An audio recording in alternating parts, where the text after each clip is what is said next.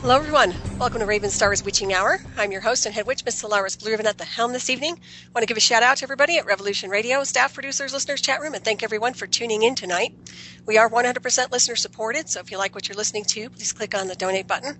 We appreciate your support and thank you for any contribution you can make to this excellent station. I'll be taking calls in the second hour. The number is 347-688-2902 or Freedom Screen on Skype, and you are listening to Studio A.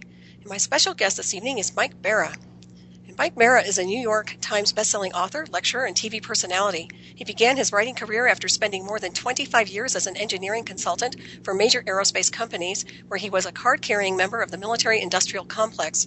A self-described born-again conspiracy theorist, Mike's first book, Dark Mission, The Secret History of NASA, co-authored with the venerable Richard C. Hoagland, was a New York Times bestseller in 2007. His second book, The Choice, which concerns hyperdimensional physics and how it relates to the Mayan Calendar, Hopi prophecies, and the current 2012 era, was published in 2010. In 2012, Mike published Ancient Aliens on the Moon from Adventures Unlimited Press, a new in-depth study of artificial structures on the moon and the secrets it has held for millions of years. In 2013, Mike returns with Ancient Aliens on Mars, a new book from Adventures Unlimited Press, which will look at the hidden history of Mars and the vast ancient civilization which once flourished there. Mike has made numerous public appearances lecturing on the subjects of space, science, NASA, physics, and the link between science and spirit, and has been a featured guest on radio programs like Coast to Coast AM with George Norrie. He is a regular contributor to the History Channel programs Ancient Aliens and America's Book of Secrets, both of which are now showing on the H2 channel.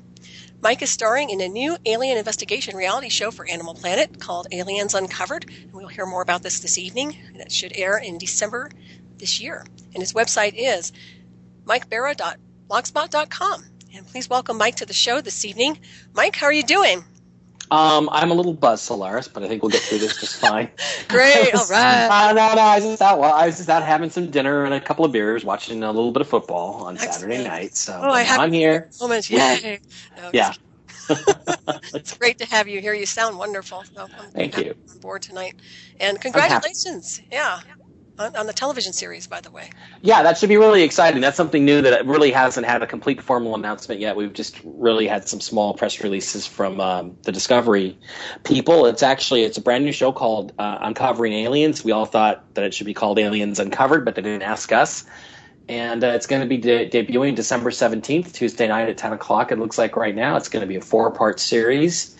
And I have some pretty cool co-stars. I have Daryl Sims, who is the alien hunter and really spends a lot of time investigating abduction cases and removing implants and doing all kinds of cool things like that. And we have another gentleman named Stephen Jones, who is an Englishman that is an experiencer also. He's had many, many visitations and considers it to be a positive experience. And then there's Maureen Ellsbury, who is a UFO journalist, I guess you'd call her. She works for a magazine called Open Minds Magazine and does a little Open Minds YouTube channel that she does like once a week updates. And so the four of us went out and investigated a bunch of cases, and I can't tell you anything about those cases, but I can tell you this. Here's what I will tell you. The network, by the way, is Animal Planet, which is owned by Discovery Channel. So it will be on Animal Planet on Tuesday night, December 17th. That's the first episode. But I will tell you this. Animal Planet has another show called Finding Bigfoot. And, in that show, they never find Bigfoot. Okay? This UFO show is not going to be like that. We are and have found stuff. And it's going to be really, really interesting, I think, for the viewers. Oh, wonderful. Yeah, that's excellent. Looking forward to that. Perfect. Me too. Yeah, that's great. And I've been very intrigued with your research, by the way. I've been looking into your work, and I'm just amazed by some of the things you've been putting out, especially with your new book, Ancient Aliens on Mars. So I'd like to talk a little bit about that tonight, if that's good with you. And you okay with that? Oh, yeah, sure. I mean, okay. Talk about my new book, no problem. Excellent. Yes. And I was going to ask you, insofar as, if you'd like to elaborate insofar as why you believe, insofar as the atmosphere on Mars, or what one would call habitable with an advanced civilization. I mean, can you elaborate as to why you believe this, that it was once habitable and it had an atmosphere?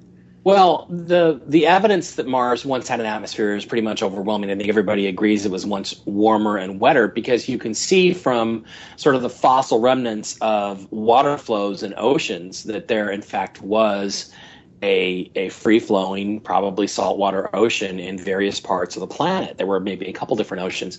Richard Hoagland and I came up with a theory called the Mars tidal model back in early 2001. And the main thing that came out of that was that there were these dark stains that seemed like they looked like liquid or water running down the slopes of various hills and valleys and so forth on Mars. And when some people we were working with actually did a study and found found where the locations were and actually mapped them, what they found was that these stain images of these very dark streaks, which to me looked like water, and I was convinced was water from the beginning, clustered around two bulges on the planet, the Tharsis bulge and the Arabia bulge, which are actually diametrically opposed on the planet. They're what they call at the antipodal positions.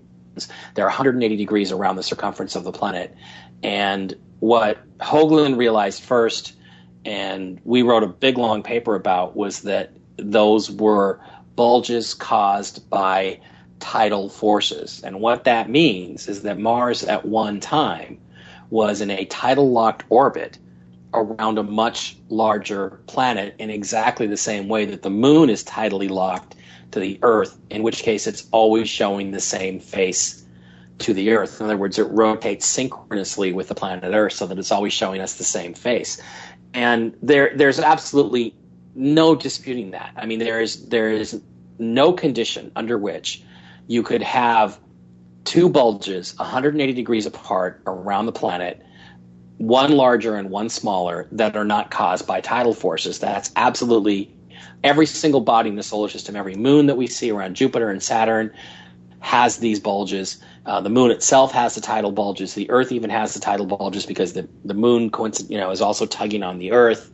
And what that means unequivocally, without any dispute, is that Mars is not a planet, but it was in fact a moon of this former planet, which does not exist anymore. And that planet would have been in the orbit pretty much where Mars is today, although it would have been a more circular orbit.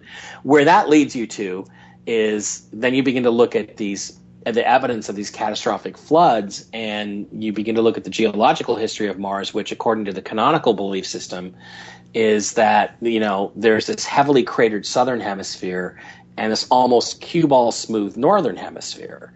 And the thought is that the older surface is the cratered southern hemisphere is the older hemisphere. That's the ancient times because of the late heavy bombardment and the fact that there was all kinds of debris in the early formation of the solar system, and that the upper part has been somehow stripped away or torn away in some cataclysmic event. And that's theoretically possible, but what we came up with was something completely different, which is that if these dark stains actually are water, what that means is the water was forced down at like a 90-degree angle into the substrate, into the surface itself, just below the surface. And what you're seeing is these pockets of water that are bursting and spewing out on the Martian surface today that were actually once at the bottom of a vast Martian ocean that basically went from all the way around the circumference of the planet. And that also explains Valles Marineris, which is this huge valley that is actually bigger than the United States is across. In other words, it's longer than the entire continental United States. And that then is a tidal bore, where you have an effect where the gravity of the planet, as it's being pulled around, tugged on by this parent planet, the water is sloshing back and forth and just grinding out this huge, massive Grand Canyon type of formation between the two oceans. What that means then is, to add it all up, is that before something extremely devastating happened to the planet Mars, is that Mars was a place where there was water, there was, obviously it had to be at a temperature that was hospitable for there to be liquid flowing water. There almost certainly had to be life because, in my belief system, there's life there right now. I think we discovered it back in 1976 on the Viking probes. And what it all translates to is that Mars was once warm, wet, hospitable, and habitable.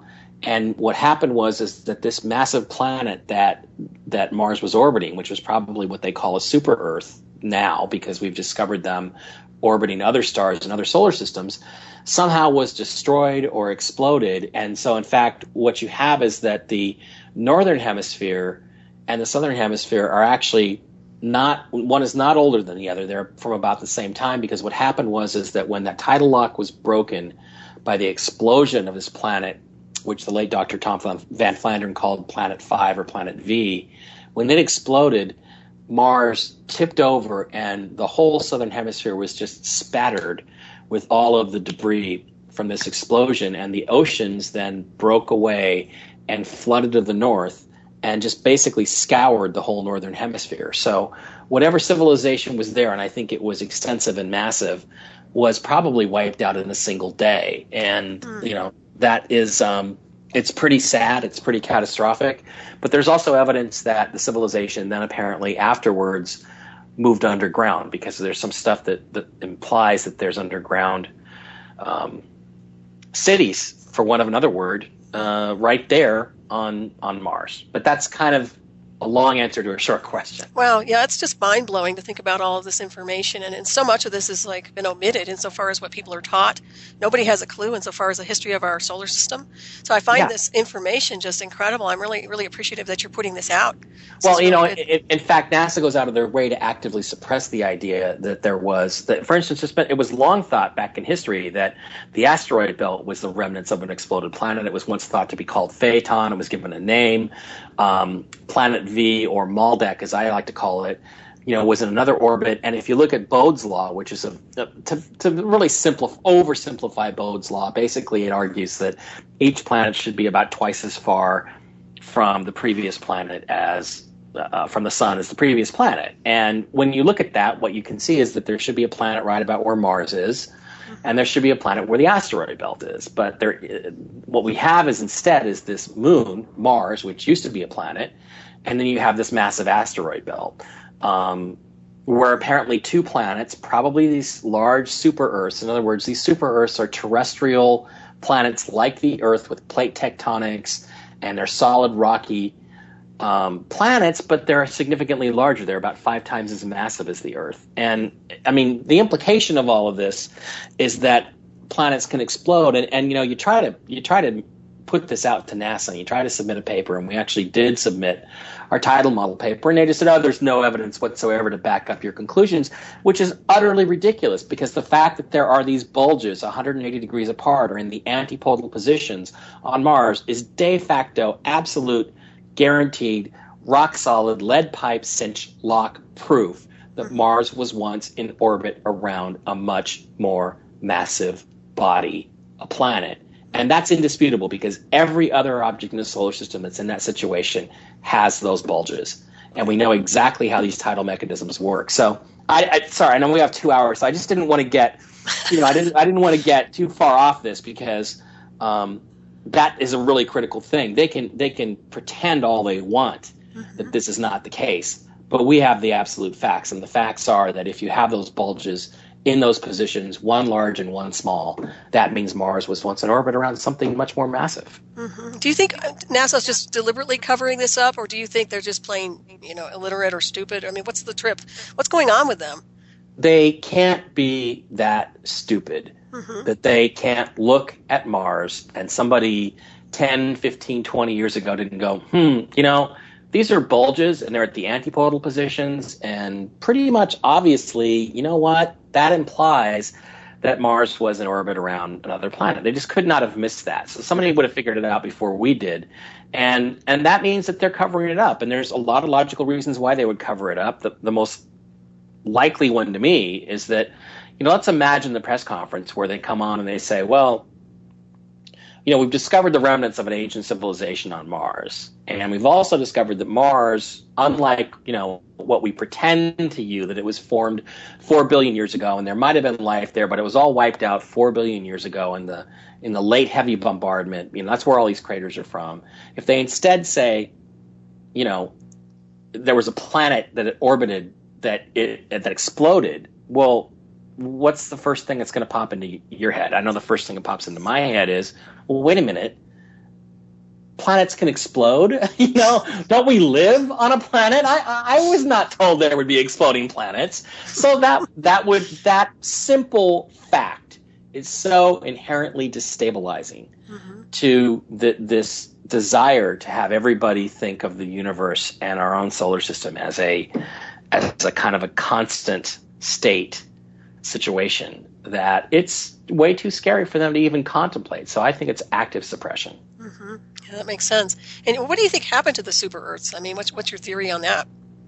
Well, what we know about the super Earths, or what we think we know at this point, even though we've been studying them from afar, is that even though they're much bigger, they're more unstable. They're tectonically unstable. There's a lot of earthquakes. There's a lot of implications from a rocky terrestrial planet of that size. The cores would have to be bigger, and basically you'd have a big unstable planet, which could, under the wrong circumstances, simply blow up all on its own. Now, there's other possibilities too, which is when you look at the fact that there is this very advanced civilization on Mars.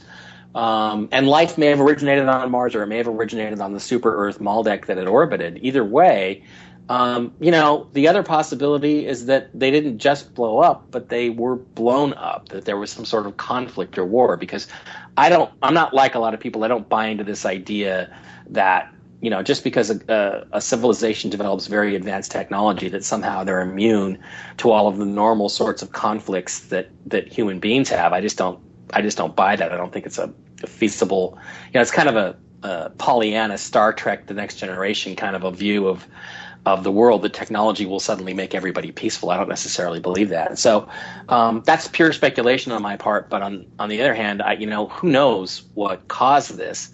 But there are several natural mechanisms which were outlined by Dr. Tom Van Flandern in his book, Dark Matter, Missing Planets, and New Comets, way back in the early 2000s. So, there's definitely some scientific evidence of different ways the planets could just sort of blow their cork. Mm-hmm. That's pretty wild. What's your take on the like a possible miniature black hole, perhaps, that moved through the solar system and maybe created some havoc? Does that make any sense to you at all, or no? Yeah, it makes sense. I mean, the thing is, I think we know so little about the universe, and what's really funny is that there's this pretense that we know so much. I mean, I watch these stories on science channels, these shows, and they just act like we know this and we know that, and we know that there's such a thing called dark matter, which is, in my opinion, complete nonsense. And they sort of spell out all these things that we supposedly know, and it therefore follows that this must be the truth. And the fact is we know very, very little about how things work, and I think any of these things are distinct possibilities. What we have to do is look at the evidence. And there's two kinds of people in the world. One are the authority figure driven people, the people who will not believe anything unless an anchor on CNN tells them, or a government authority tells them, or somebody that they consider to be an authority tells them. And there are other people that are simply driven by data. I'm driven by the data, and what the data tells me is that a lot of strange things and things that are cataclysmic happen on a fairly regular basis throughout this solar system and this galaxy and this universe all the time. Mm-hmm. Yeah, I agree with that too. Did that answer the question? Oh yeah, absolutely. Well, there's a lot of censorship for sure. I mean, I see a big smokescreen insofar as the data that's being relayed to the masses right now, especially when it comes down to NASA. I mean, they airbrush all that, the photographs and this and that. But just backtracking a little bit with the ancient aliens on the moon. I mean, can you elaborate a little bit on the artificial structures on the moon and why there is so much of a smokescreen regarding this? I mean, why not just tell the truth? Well, it goes back to a political document called the Brookings Report, which was actually, it came out in the late 1950s. It was commissioned by NASA itself right when NASA was formed by an act of Congress. And essentially what the study was supposed to do was it was supposed to look at the implications of what would happen if we explored the solar system. And embedded in that report are a number of paragraphs which talk about the possibility of meeting up with aliens. And what it says is it's really unlikely that you will actually meet ET in your various, searches throughout and explorations of the solar system. But what you might encounter, in fact, is artifacts or ruins or the leftovers of a previous highly advanced civilization that came through this particular neck of the woods. And if you do discover that, you should seriously think about not telling anybody, because the possibilities for shocking us and driving us crazy and making us a little bit nuts are very high. It even cites the 1938 Orson Welles War of the World broadcast as an example of what can happen when people are confronted with the fact that they're not, we're not the top of the food chain necessarily. So basically that document was, in my opinion, political cover for NASA going out and studying, landing on the moon, taking lots of images, studying the solar system, and not necessarily having to tell us anything, because in a way they thought that they were doing us a favor by not telling us, because society itself could, to use the exact word that the study used, the Brookings report said society itself could disintegrate if that information was put out without a proper conditioning period. So I think, frankly, we're still in the conditioning phase, and I don't think that they're ready to tell us yet. So that's why there's suppression, because there is some aspect of these powers that be. There's some group of them that do sincerely believe that, we'll all go crazy and we won't go to work the next day, and society will collapse if they tell us the truth about this stuff. It seems like society's collapsing regardless of that. But you think about all the MyLabs. Well, you vote, you vote for Democrats. That's what happens. Did I say that out loud? Oh, sure. Go ahead, baby. Go ahead. No, it's interesting. It really is, insofar as what's going on this planet. Did I say that out loud? I'm sorry. No, you're fine, Michael. You're fine. I was going to ask you. I'm getting some feedback here. I'm not sure why. Okay. I think you need to close something in your chat. Are you open in the chat over there, Michael? Are you open in the chat? I am not. No. Okay, we're getting extra feedback. Did it just start happening? Yeah, it just did. So whatever you just opened up. I know what it is. Okay. All right. I'm turning that off. Thank you. Appreciate that. All right. So insofar as the artificial structures go on the moon, are you familiar insofar as what kind of species you might think created them, or can you elaborate at all? Or?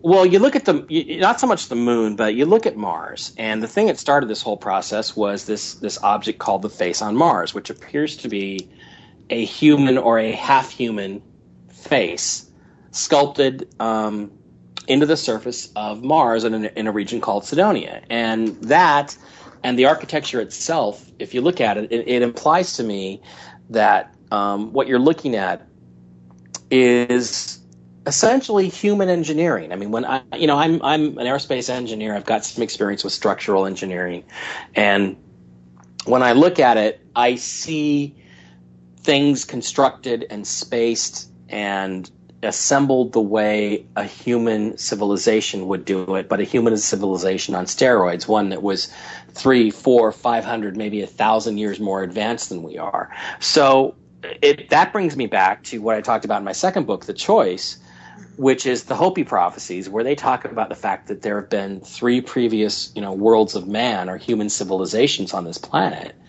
And the last one, the third world of man, was actually far more advanced technologically than we even are today. So, I'm not so sure that it's all alien. I think there's a distinct possibility that what we're looking at in some cases is, in fact,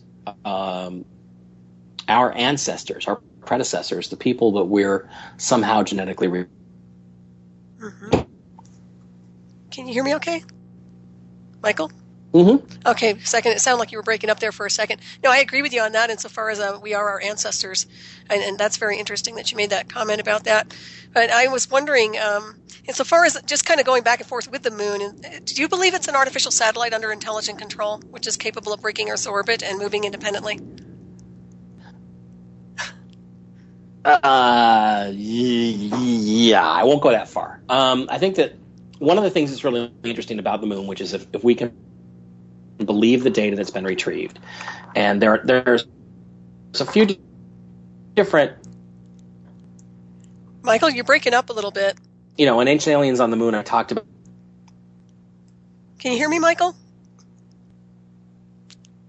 Michael, can you hear me? You're breaking up. The current. Michael, is this any better? Yeah, you were just breaking up big time. Hello? So yeah, can you hear me? Yeah, I can hear you just fine. Okay, great, because you were completely broken up there. So go ahead. Okay, yeah. Yeah, I can hear you fine. Okay, I heard excellent. you the whole time, yeah. Okay. Okay, that's really weird to have when we're not on a phone, but okay. En vogue theory of... Okay, I can't hear you. Can anybody else? The call just dropped. Okay, hang on, you guys. Getting them back. Technical issues. Blast. Hang on just a second, folks.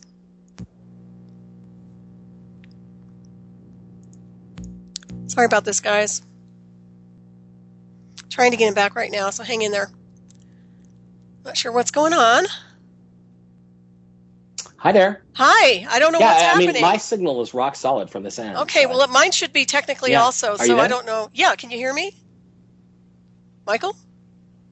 Yeah, I can hear you just fine. I mean, okay, good. It's weird. Hello? I don't know what's going on.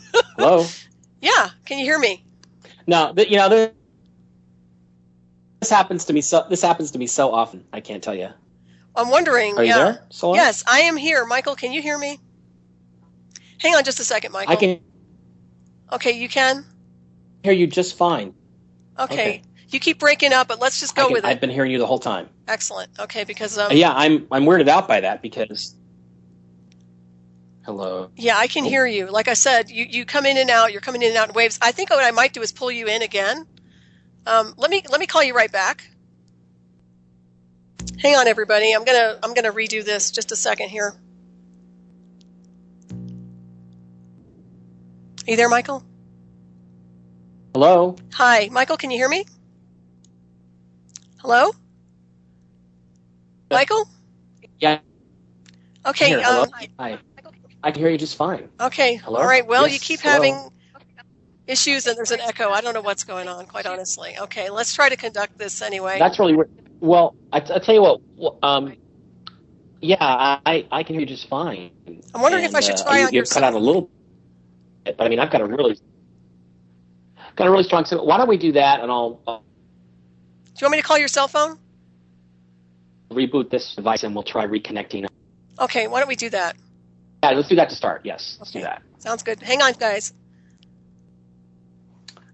Hello there. Yeah, hi. Can you hear Hi. me? All right, let's see if that's a better signal. I can hear you fine. All right, let's try again. Yeah, can you hear me? Yes, I can. Rock and roll. You're good. Okay, good, because I mean I have a rock solid Wi-Fi signal, so I have a really good signal signal also. I'm not sure what's going on. I normally don't have any interference when I conduct an interview, so very rare. Okay. Right. All right, so where were we? We were talking about, let's see. We were talking about the origin of the moon and whether it was artificial. Correct. And to get the answer in real quickly, I would say no. No. It may have been modified to a great extent, but as far as I can tell at this point, it's not artificial. In Ancient Aliens on the Moon, I looked into the various origin theories, and what the current en vogue theory is that this what they call the Big Whack theory, which is that some large Mars-sized body supposedly hit the planet, spewed off all this debris, and somehow that all coalesced and formed the current moon, and then it slowly spiraled outward into the current orbit that it's in today. And that basically was falsified. That was falsified about 9 months ago to a year ago by a study that looked at the isotopic ratios of various moon soil samples and the minerals and elements in them. And what it found was that as a matter of fact, the moon was made of exactly the same stuff as the Earth. Now, if there had been another body that had been involved with the formation of the moon, then its isotopic ratios, the oxygen isotopic ratios of the elements of that planet or object would have been different, and that would have been very, very clear, and it would not have, in other words, there would have been a mixture of the two, and they would be different from those on the Earth. And since that's not the case, it's pretty much put the lie to the idea that this Big Whack theory actually makes sense. Mm-hmm. Now, the Big Whack as it stands is, as far as I'm concerned, is pretty much dead. And then what that means is that the moon was somehow fissioned off from the Earth, which brings us back to Dr. Tom Van Flander's theories, which are what he calls the solar fission theory of planetary formation and the exploded planet hypothesis. And the solar fission theory of planetary formation basically says that planets do not accrete, as NASA says, from the nebula that starts where the sun starts to sort of coalesce and collapse and spin and everything. That in fact what happens is that the stars do form, but then the stars actually eject planets out as large fireballs, and these planets eventually spiral out to stable orbits, and there's a whole mathematical pattern for that fits Bode's law very, very well, and then they cool and coalesce and become planets. And within that theory is the notion that large gas giant planets like Jupiter will have multiple small moons, and smaller rocky terrestrial worlds like the Earth will have only a single large moon. And in that context, then, Venus should have a moon very similar to Earth and our moon. And, he actually put forth the idea that Mercury is, in fact, the former moon of Venus, but again, some cataclysmic event, probably the destruction of one of those planets we talked about earlier, somehow pushed Mercury out of its orbit around Venus, spun Venus around the opposite direction because it spins in the opposite direction of all the other planets, and basically broke that system up. But in that context, then, the moon would have been fissioned off from the primordial Earth. The Earth would have been spinning very, very, very fast. It would have flattened, oblated as they call it, and then spun the moon off, and the moon would have eventually spiraled out, cooled down, and become the moon that we see today. And that, to me, makes complete sense. It fits all the current data. None of the other theories, the accretion model, does not fit the current data. But beyond that, it looks to me, in looking at images of the moon and things that I covered in Ancient Aliens on the Moon, it sure looks to me like somebody came along afterwards and did some upgrades to the moon, because there is a lot of stuff on there that is, I think, clearly artificial and definitely not stuff that would have just been formed by, a natural body. So I don't think it came from somewhere else. I think it came from the Earth, but I definitely think that there has been some refurbishing done to the place. Let's put it that way. Yeah, that makes sense. And what about the Black Space Program? What's your take on that so far as the structures go? Well, you have all these opinions that there's a secret Black Space Program. I know people who have heard, who were friends as they were growing up with different Apollo astronauts, who heard the astronauts talking openly about the secret space program, talking about the very advanced technology that they have. And they had at that time in the 60s, and we're just spamming a can. They're sticking us up to, they don't care whether we live or die. We're just the whole public space program. Meanwhile, they've been to the moon, they've been to Mars over and over again, and they actually heard these types of complaints and heard the astronauts talking about this at pool parties and so forth. So, I believe that person. I have no reason to doubt them, and I think that is an indication that we have a secret space program. Now, in terms of what we see on the moon, is some of that stuff our bases? Quite probably yes, but I got to be honest, most of what I see on the moon, in my opinion, is in ruins. It's destroyed, it's damaged. It's not, same thing with Mars. It's not currently active, it's not habitable right now. It's stuff that's been there for a very long time and been abandoned for a very long time. Interesting. And insofar as Mars goes, what about underground? You said there were, did you say there were structures underground? So is it possible they're living underground? Some kind of species? Well, it's possible now. It's really interesting because in this is something I'm going to have to get into in my next book, which is going to be Ancient Aliens on Mars 2, because right now Ancient Aliens on Mars just came out, but I didn't have time to go into this. But in the Cydonia region of Mars, where the face on Mars is and the massive pentagonal D&M pyramid is, what you see is we were waiting when Mars Odyssey 2001 first went to Mars. We were waiting very anxiously for thermal infrared images of the Cydonia region, and we eventually got them. And there was a whole, just absolutely fascinating political thing that went on where they released the images. Our infrared imaging specialists downloaded the raw data, and then the data was substituted with basically with faked data where you could not get the same results that we got out of them. But in the good data that they leaked to us, when it was processed and the processing was done properly, what you saw was just below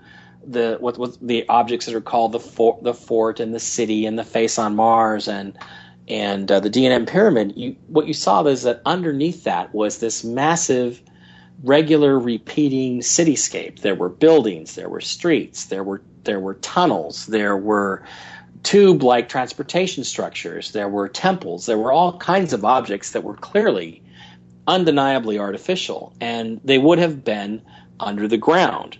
But the really interesting thing about that is that if the parameters of the camera are correct, in other words, if the capabilities of the instrument, the Themis instrument, are actually correct, there should have been some ground penetration of the surface of Mars, but not a whole lot. In other words, we should not have been able to see very, very deep below the surface, and this stuff definitely appeared to be deep below the surface.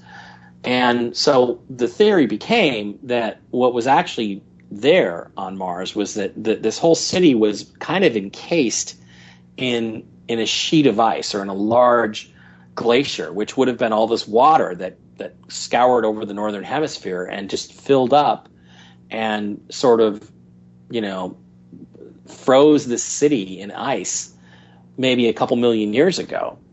And even so, though, and looking at it even beyond that, that shouldn't even necessarily have been visible. So the only way that we could actually have seen all of these buildings and all of these structures, and they're just unmistakably artificial or unmistakably architecture when you look at them.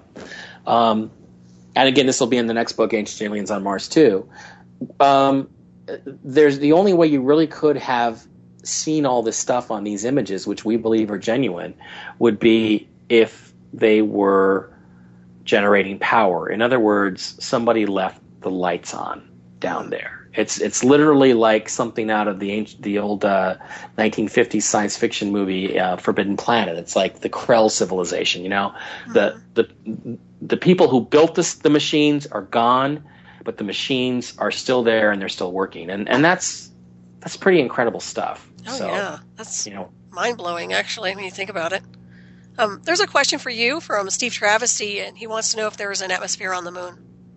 Well, technically, yes, but it's like just a couple of molecules of gas per trillion, of the volume of the moon itself. So technically there's an atmosphere, but in reality there is no atmosphere. It's a complete vacuum.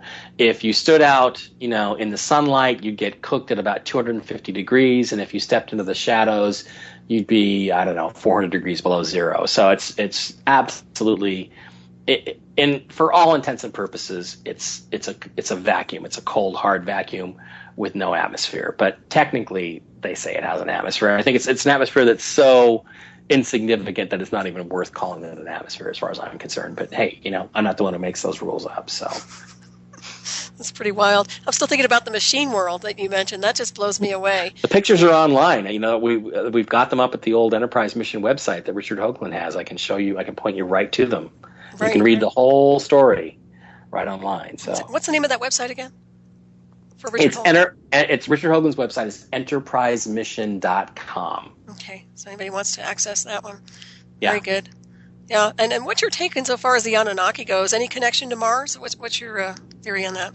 Yeah, I think so. And again, this is something I'll get into in the next book. We'll get a little bit more into the symbolism of it. But if you look at this stuff, it makes sense. If the Anunnaki really existed, if they really came to Earth and they were involved here and they were doing genetic manipulation of the human race or any of the other species on the planet, Mars would have been a logical way station on the way to Earth. Not to mention that Mars itself could have contained minerals and things that they were interested in or needed for their purposes. So I think there's a connection there. But what's really interesting to me is that there's a comic book that we found from 1958. And it was created by Jack Kirby, who is one of the very famous comic book pioneers of the 50s and 60s. I think he created the Fantastic Four and Silver Surfer and a bunch of those comic books, of those Marvel comic books. And he actually created a comic that was called The Face on Mars.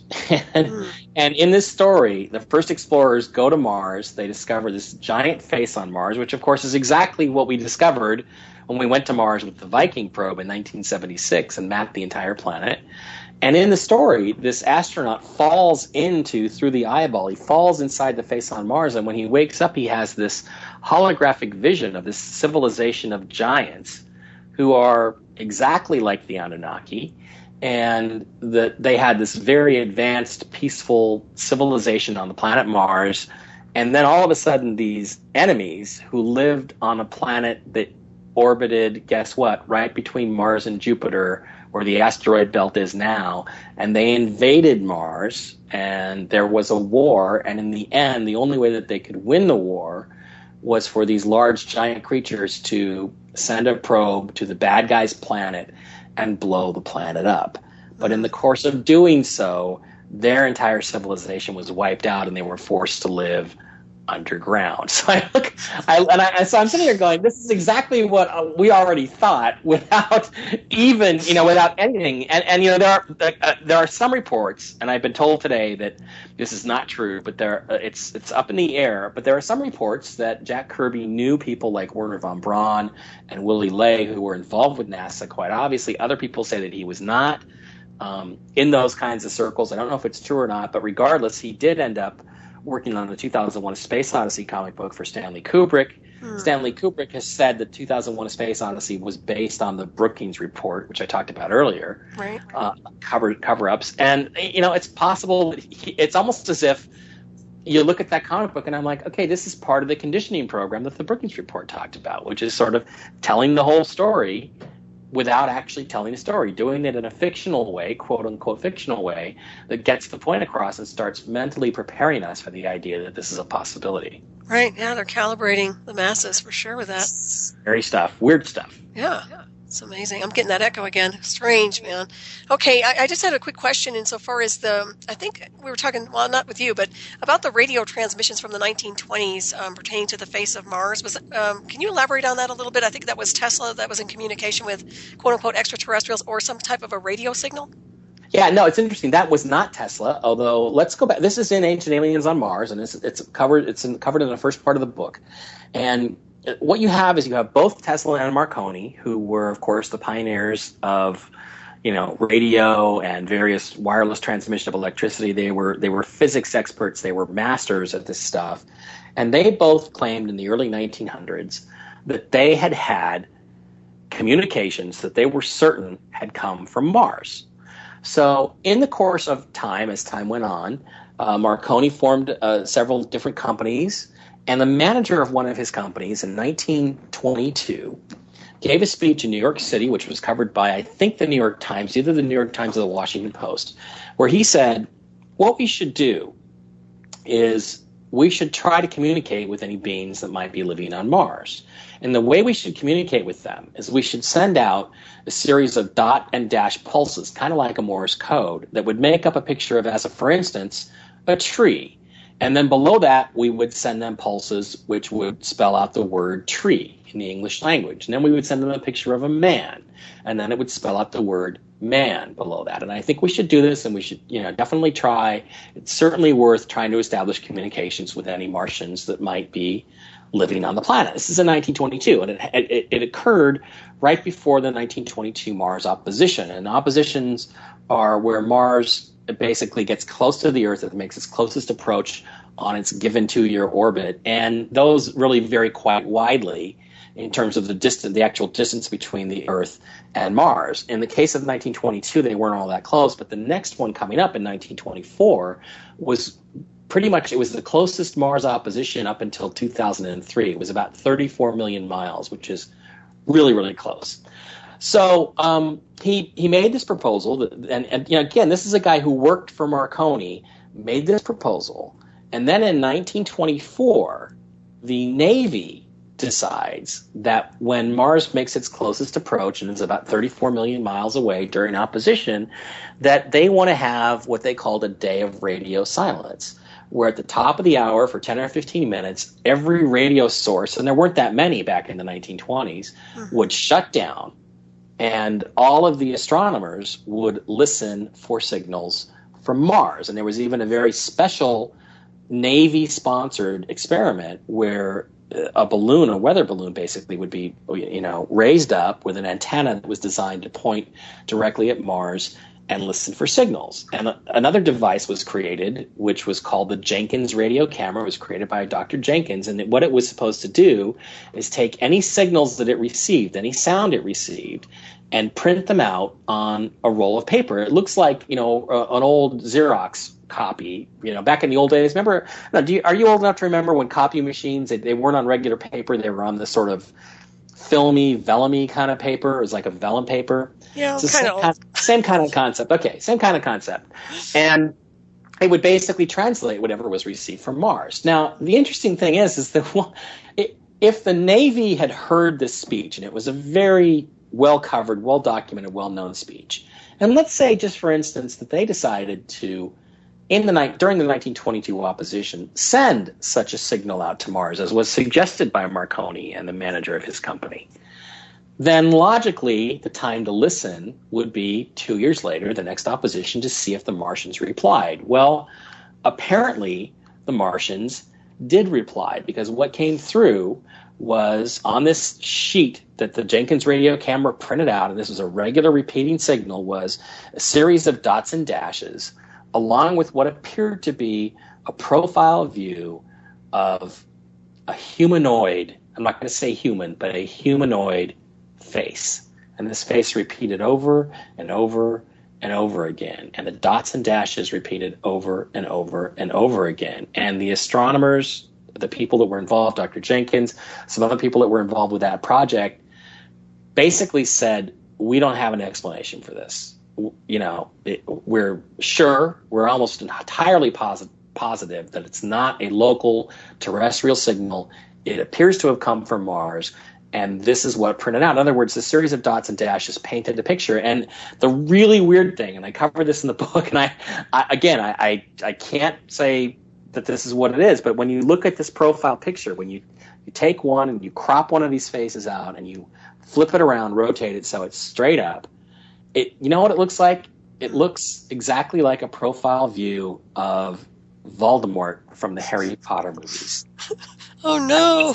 Humanoid, he's got bald head, these brow ridges, this eye, and this flat, nose, and this mouth. And I looked at that and I went, I've seen this somewhere before. This freaks me out. And then I saw a picture of Ralph Fiennes as this Voldemort character, and I went, holy crap, it's Voldemort. But now, I don't know. It's look, who knows? It's entirely possible that somebody on the production of those Harry Potter films, had heard of the Jenkins radio camera, had seen this image before, and deliberately had the makeup made up to look like. Who knows? Who knows what the connection is? But or maybe there's no connection. But it was just really, really bizarre. And to me, as I looked at it, I'm like, this is intended to be a profile view of a face that looks not human, but humanoid, definitely like it's related to us or something similar to us.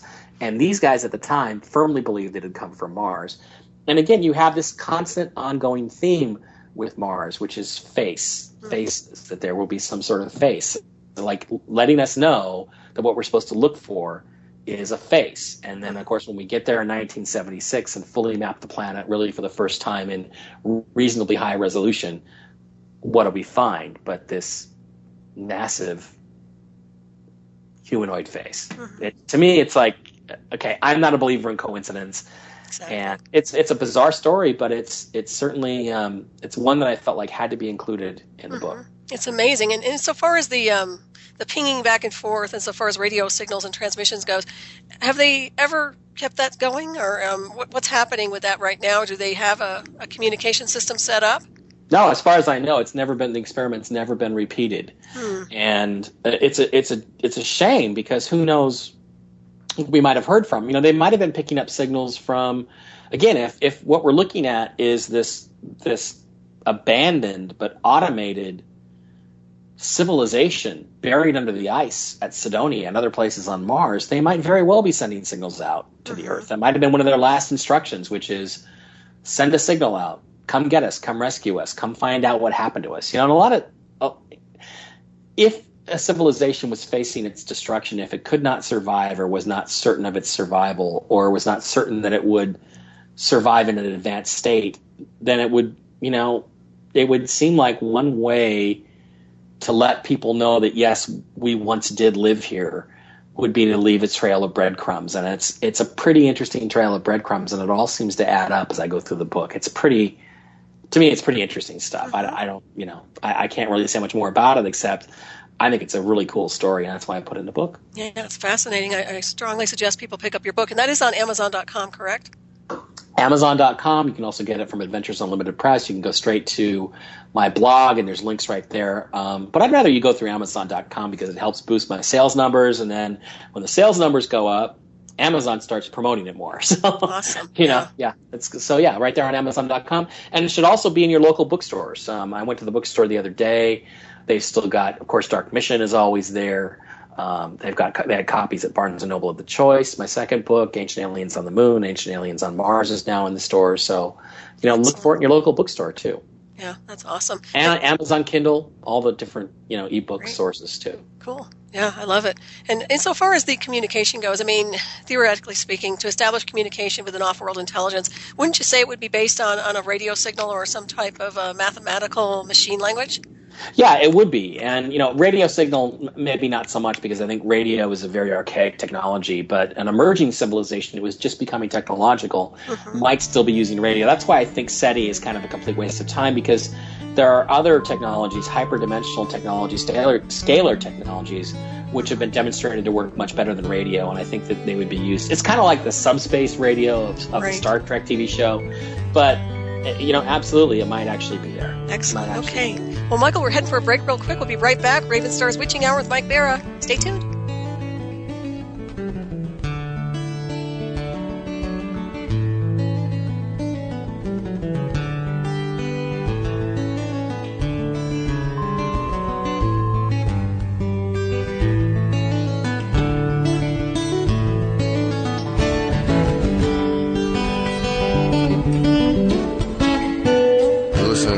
Radio at freedomslips.com, and we'll be right back after this message.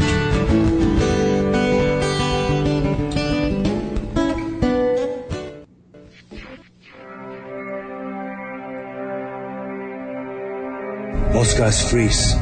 That's your cerebral cortex looking for an answer it doesn't have. See? Even your brain knows you're screwed. The body's filling with adrenaline right now, whether you know it or not. The heart's beating fast. It's getting a little harder to breathe. The neurobiological system is telling it to run, but your knees are too weak to move. Fear is not real.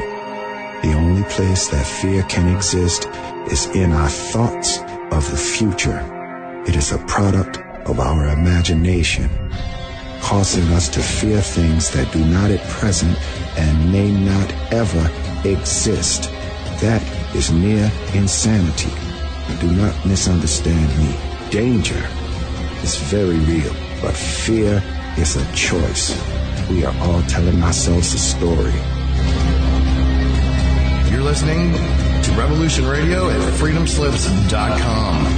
100% listener-supported radio. Reporting the danger. Unafraid. Right here, where information never sleeps. Revolution. Radio.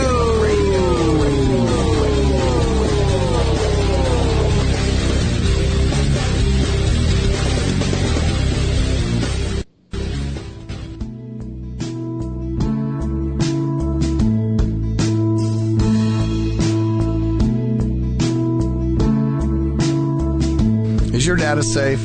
Do you have the necessary information to assist you in confidently living through just about any survival situation? Is survival and gardening, off-grid living, medical knowledge, or even natural or man-made EMPs on your list of personal concerns? Do you have your documents and your personal information in a safe place in your hands where you know where it is? Well, check out our preloaded EMP-proof thumb drive. Over 3 gigs of survival documents and how-tos, plus the USDA offline food preservation website, and much, much more, including a surprise bonus we just can't tell you about here. With plenty of room left over to store your most important documents. Imagine if a megavirus or a computer failure took out your bank, or all the banks for that matter. Are your banking records safe in your hands? So when they get things fixed and repaired, you can say, hey, look, this is what I had. You have it. I want it back. Is your personal data safe? family records, addresses, phone numbers? Well, squeeze on over to freedomslips.com. Yes, that's www.freedomslips.com. Click the banner on the homepage for the EMP-proof bullet drive to get the full scoop of everything that we offer. So, folks, keep your data safe for your peace of mind. Revolution Radio, freedomslips.com. You don't need to expect us. We're already here.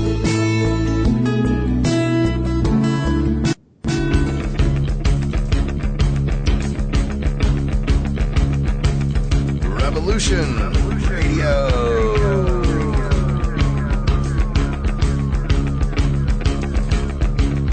You're listening to Revolution Radio, freedomslips.com, 100% listener-supported radio, and now we return you to your host.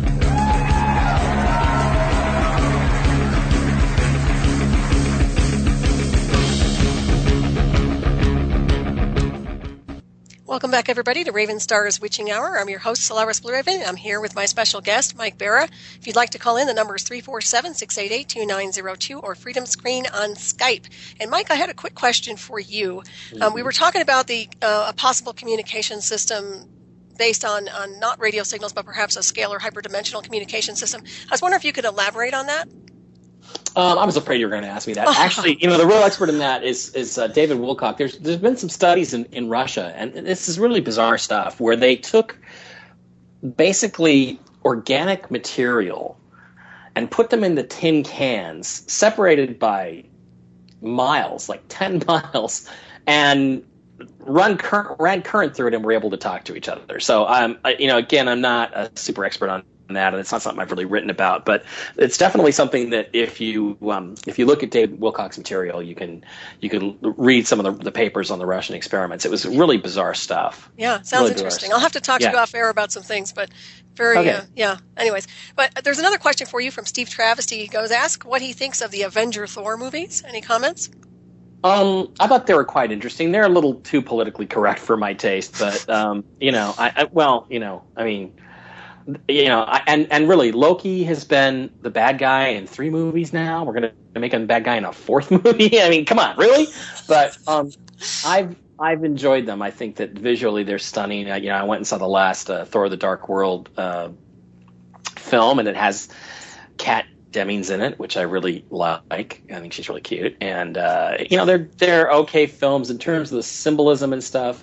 I think that these legends and myths are all kind of trying to tell us something about our true ancient history. Mm-hmm. And definitely one of the things that I thought was really cool about it was that when this alignment of the 9 realms was supposed to happen, it opened up gateways and doorways, where William Henry would call them stargates and stuff, where you can sort of move between the dimensions. And again, I think that's stuff I've talked about in The Choice, and there's definitely talked about the fact that when we have planetary alignments, there's certainly experiments that show that our consciousness can be affected by these, and that we can definitely have changes even in the laws of physics and how they operate. So to my mind, in that case, if it's helping to open people's minds to those ideas, I'm all for them. And I thought they're very entertaining films. Mm-hmm. Yeah, exactly. And what's your take on the military-industrial complex? What's your feedback on that? Any words? Well, I worked there for a long time, and I never saw anything, even when I had security clearances. I never saw anything that really was too particularly untoward. But maybe they realized I was kind of a conspiracy theorist and a big mouth, and I wouldn't shut up, and so they didn't let me see anything. So I don't know. It was really interesting. I can't say that in my time in that I really saw what these people imagine, that there's this dark plotting by defense contractors. Really, defense corporations take their lead from the politicians. The politicians are the ones who set the policies. They're the ones who set the ideas. They're the ones who hand out the contracts. And really all they're trying to do is fight for those contracts. So I think that when people talk about the military-industrial complex as if it is some sort of initiator of these plots and conspiracies and secrecies, it's really not. In my opinion, it's the governments, and it comes from government sources is where all this stuff originates. So I think we should look more at the governments themselves and the people that are running the government agencies rather than the defense contractors, because they're really just trying to make a buck, and that's really what they're in the game for. That's interesting. That's an interesting take on that. Yeah, there is a lot of a lot of people associating the military-industrial complex with a lot of real devious agendas. So that's kind of interesting insofar as that goes. But insofar as the Mars situation goes, do you think maybe there was a war between a different race or species that happened there, like a great battle of some kind? Yeah, I mean, we're really deep into the speculation when it comes to that, but Yeah. because I really don't know. But yeah, I honestly think that's the most likely scenario for what happened millions of years ago. And it's interesting because if you look at the orbit of Mars, it was actually, there's a paper out now that says it was perfectly circular about 1.35 million years ago. So it's possible that the destruction of the planet that it orbited, Maldek, only happened 1.35 million years ago, which would have been really, really recent times. And that, would have wiped out the civilization that was on Mars. So it may be that we've got a, very young, it's much sooner than a lot of people would place some of these cataclysmic events. So to me, that's very curious. But it's like, I look at TV shows like Battlestar Galactica, where we build the machines and the machines become too smart, and then they turn on their creators. And I look at the Face on Mars comic, and the attackers appear to be machines. And I'm thinking, is this some sort of racial memory? Is it something that we just know deep in our hearts or our minds that it's something that's familiar to us, so we recognize it and we follow that pattern, and are we trying not to repeat that pattern now? So to me, it's just, I don't like to get into it because it's a secondary question to the bigger issue, which is, are there artificial structures on these planets? Right. To which my answer is yes. But on the other hand, you really can't ignore it. And what I would say is that, I think the most likely scenario is that the planets did not just blow up; they were blown up. But I cannot prove that, and it's purely my personal opinion and my speculation. Mm-hmm. Right. And I'm wondering, insofar as these different types of structures go, do you get the feeling that perhaps they're also throughout our solar system and on different planets that we haven't really fully explored? Well, the thing that's really interesting is that as you go through different images, you look at different objects in the asteroid belt. There's one object that's shaped like a diamond, which is a very bizarre kind of shape. There's an object, an asteroid called Eros, which appears to have some sort of archway entrance into it. There's, Phobos is essentially the moon of Mars. The so-called moon of Mars is essentially an asteroid, and it has this monolith thing, this rectangular block sticking up straight up out of the surface of it. So I think it's entirely possible that the deeper we get into the solar system, the more we're going to find that this third world of man, or whoever built all this stuff, which could have been alien, could have not been related to us at all, that they really covered a lot of different real estate in this solar system at one time. Mm-hmm. Yeah, that makes sense to me too. And when I think of the universe, for myself, I see it as some kind of a celestial advanced machine design, driven by intelligent energy. I was wondering, what is your impression of the universe itself? The universe itself. I think when we talk about the universe, we're talking about an aspect of God, and that's how I look at it. So we're talking about a creation, not just of God, but that's part of God himself. And let's use God the Father. Let's use that image for now. And I think of it as a living, conscious entity that is like a giant machine that has all these constantly moving parts. And what I wrote about in my second book, In the Choice, is the notion that time itself is really this physical, spiraling, torsional, forward movement of everything in the universe. And, in physics, they like to talk about when an object is at rest. Well, the reality is, nothing is ever at rest. You lay down to sleep at night, you are not motionless. You are not at rest. You're still breathing. The planet is still spinning. The planet is moving in an orbit around the sun. The solar system is orbiting around the center of the galaxy. It's orbiting. It's in an up and down wavy pattern as it travels through the galaxy. The galaxy is orbiting other galaxies. Everything's constantly in motion. Every atom in your body has an electron that is constantly spinning around it. So, to me, I think that everything is in sort of a constant motion, and only when that forward motion stops is when everything would stop. So I think the universe will go on forever as long as we keep moving forward. And to me, that's my philosophy of what life is about. You have to just keep moving forward. And as long as you're doing that in your personal life, and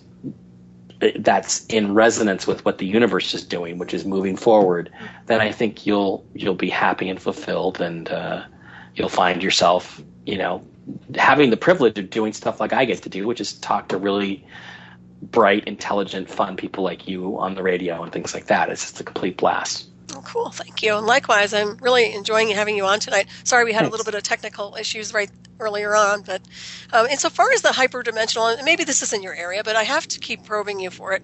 Hyperdimensional physics and no probing. Okay, I'm sorry. I was told that was the wrong term. There would be no probing. I was told there would be no probing. Oh no! But hyperdimensional physics. Can you elaborate on that? Well, basically, this comes from the mathematical alignments involved with the so-called monuments of Mars, way back in the early 1980s, when the face on Mars and what's called the city area at Cydonia and the cliff and the Tholus and the D&M pyramid and all these objects were first identified. A man named Errol Torren, who was a cartographer, map maker, and satellite photo an analyst for the Defense Mapping Agency, came in and looked at all this stuff and said, not only are all of these objects artificial, but they have a specific internal mathematics to each of their forms, and there is a relational mathematics to these forms. And what spilled out of all of that was basically a mathematical pattern that seemed to say, look at the tetrahedron, which is the simplest of the 5 platonic solids. It's basically a 4-sided pyramid, usually with equal sides. Basically, take 4 equilateral triangles, fold them over. You have a tetrahedron. And what that seemed to say was that this object, the tetrahedral pyramid, is the basic physical building block of everything in this 3-dimensional universe. And from that, if you take it and put it inside of a sphere, and that sphere is spinning, what you'll find is, it doesn't have to be spinning, but spheres, usually planets, for instance, are spheres and they're spinning, that if you were to actually have a tetrahedron inside of the planets, for instance, at about 19.5 degrees, the infamous 19.5 degrees that Hoagie's always talking about, you would have this upwelling of energy, which would actually be energy that was coming through the planet and from a higher spatial dimension, the 4th, 5th, 6th, all the way up to the 26th spatial dimension. And that was the basic theory that he concluded, and that Mr. Torren concluded, that the Martian architect, whoever built these monuments, was trying to convey to us. He was trying to say to us, the universe is not just this crude, 3-dimensional, limited perception that you have. It's actually a hyperdimensional universe, which with many, many layers above you. And if you take something and spin it, you can actually gate or pull this energy down from higher dimensions. And it's kind of complicated mathematics, but the bottom line is that any information coming through from a higher spatial dimension is going to be turned into energy in 3D. And what that implied, since everything in the universe is spinning, is that what powers the universe is energy from above, energy from somewhere else. And everything that is energy, for instance, radio waves are energy, electromagnetic energy. Your thoughts are all electromagnetic energy. And so it has really deep, profound implications for the probability that our consciousness is actually not necessarily physically embedded in these physical bodies, but actually is connected to some higher being or higher self that exists in another aspect of the universe that we really can't perceive in 3D. So that's the basic concept of hyperdimensional physics, and all you have to do to get that energy is spin stuff. Mm-hmm. And there's lots of experiments, lots of examples. I covered this a lot in The Choice. I covered it a little bit in Ancient Aliens on the Moon. I've covered it a bit more in Ancient Aliens on Mars. And basically, it's kind of the secret everything, because the amount of energy is unlimited. And where this conflicts with modern physics is that modern physics assumes that the universe is a, quote, closed system, end quote, meaning that all the energy that's in this universe was present at the creation of the universe, and there can never be any more. And what hyperdimensional physics says is there's unlimited amounts of energy out there. All you have to do is to access that is to spin stuff, spin planets, spin devices, spin magnetic fields, spin the upper stage boosters on rockets, and you will get more energy into the system than you should. You will negate the effects of inertia and effectively create kind of an anti-gravity effect. So, this is the concept, and the thing is that nobody would have thought of any of this stuff or connected these dots, connected the original work of James Clerk Maxwell and some of the topologists like H.S.M. Coxeter. Nobody would have connected all this stuff if it wasn't for these images of these apparent artificial structures on the surface of Mars and their relationships to each other.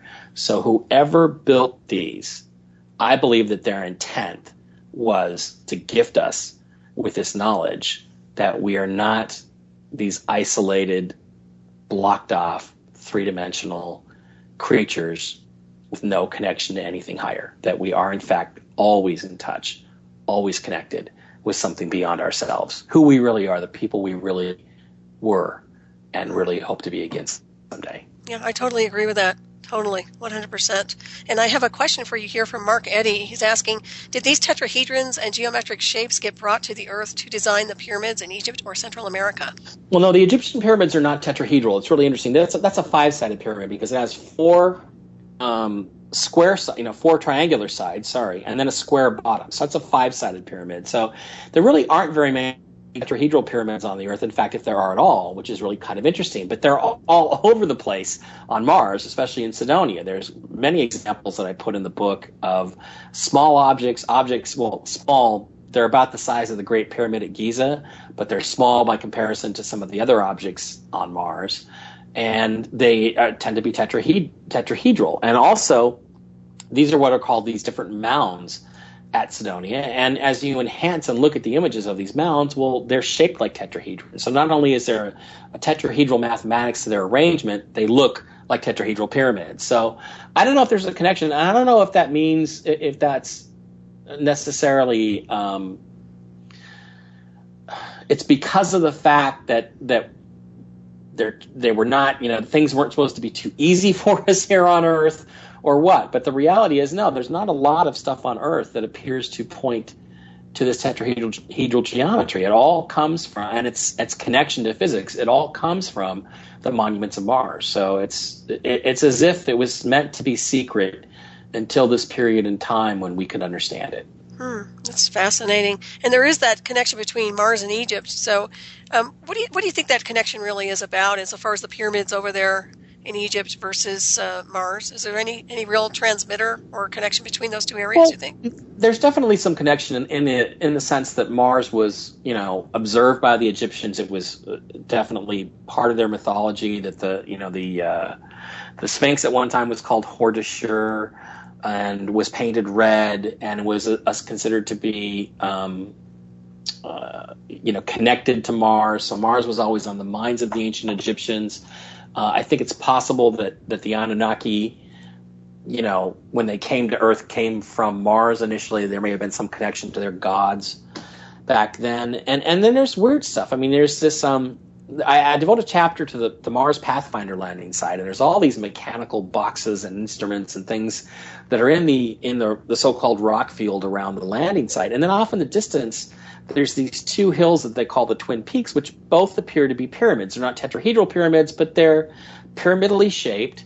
They've been damaged in some sort of catastrophic flood that came through the area. But at the base, right between the two pyramids, in the far distance of several of the panoramas, is what looks like a sphinx. I mean, to me, it's like, okay, this looks like a sphinx with maybe some enclosure or temple structure behind it, facing the camera, on its paws, facing the camera. And its resemblance to the Sphinx at Giza was quite extraordinary. But I was really disappointed when I got to the Mars Reconnaissance Orbiter images of right where I thought the Sphinx would be. Because there's a big argument. The debate is, were these small rocks close to the lander, or were they big structures about the size of the Great Sphinx itself far away from the lander? And when we first got the Mars Reconnaissance Orbiter images of the area, the very first context images, there was a sort of a dark patch centered right between the two pyramids, right where this Sphinx object appeared in the panorama. And I thought, wow, this could be it. I mean, I really could have some proof here. But when we got the actual MRO images and zoomed up on it, it was just a trench. There was just nothing there. It was just this. And the interesting thing is that within the trench, there was very little data. In other words, it was as if somebody had taken a blur tool or something and just sort of wiped out whatever was there. So whether that image was altered or not, I don't know. I have tons of evidence of tons of images of both Mars and the Moon that have been altered digitally by NASA. So that's definitely something they do. Mm-hmm. But I don't know. I mean, there's no answer. There's certainly, in looking at the MRO image, there certainly is nothing in it that could be the Sphinx. In other words, if you look around where the actual Pathfinder lander is on the image, and you can see it from orbit, which is unbelievable. It's how good the camera is. Mm-hmm. There's nothing that could have been the Sphinx rocks if they were closer to the lander. There's nothing. The only thing it could have been would be this distant object, but it appears to be just nothing. So there's lots of interesting connections. There is Carl Sagan's Pyramids of Elysium, which he first brought to people's attention way back in like 1980 in his television series Cosmos. Mm-hmm. And as you look around at some different Elysium pyramids, they are definitely shaped almost exactly like the Egyptian Great Pyramids, or very similar to pyramids that have been found in China. And I make that comparison in the book. Mm-hmm. And for all intents and purposes, they're identical to those. But for some reason, on Earth, when you find a pyramid in isolation, in other words, it's not part of a mountain chain, it's pretty much automatic that it's artificial. And you go and you dig it up, and sure enough, it's been constructed, it's built of stone or whatever. But when you find the exact same thing on Mars, it can't possibly be artificial. You know, everybody's like, "Oh, you're crazy." Well, why not? Why wouldn't there be? You know, and again, visually they're an exact match. The only real difference is scale. But again, everything that we see on Mars, which appears to be part of the civilization, is on a massive scale. So that's not surprising to me. It's really fascinating. You know, when I think about this planet itself, our planet, I'm wondering if we are not transmitting some kind of machine language off to other planets. What's your take on that? Do you think it's possible that we have our own archives of data and maybe an artificial type of communication system that has been transmitting without our knowing? Well, we have communication system. It's called television and radio, and we're sending all sorts of idiocy out there, like Married with Children on a regular basis. Although they're also getting the Playboy channel, which they may or may not appreciate. But we're constantly transmitting, and all the chatter of our cell phones and everything's always constantly going out. So I don't know. That would be pure speculation, and that's even deeper than I can go into. I don't know of anything like that.